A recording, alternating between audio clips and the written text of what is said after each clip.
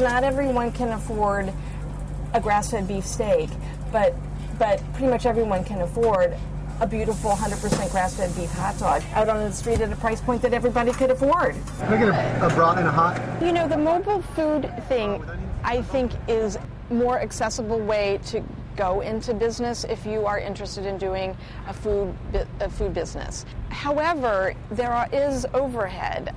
We own our truck.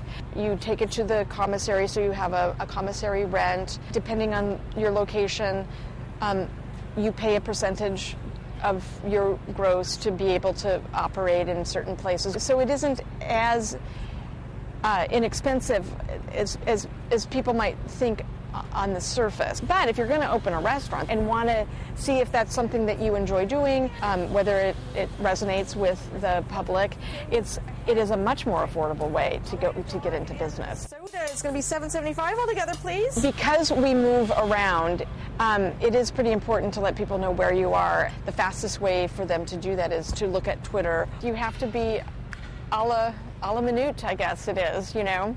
The best advice before you sort of jump into business is really sit down and really do a thorough business plan. It's very difficult to get credit now. You don't have a lot of cushion unless you got a lot of money, you know.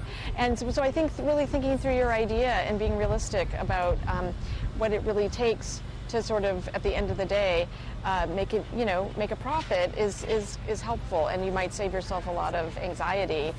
Copy that. And I think you have to be incredibly passionate about what you are doing, because it is so much work.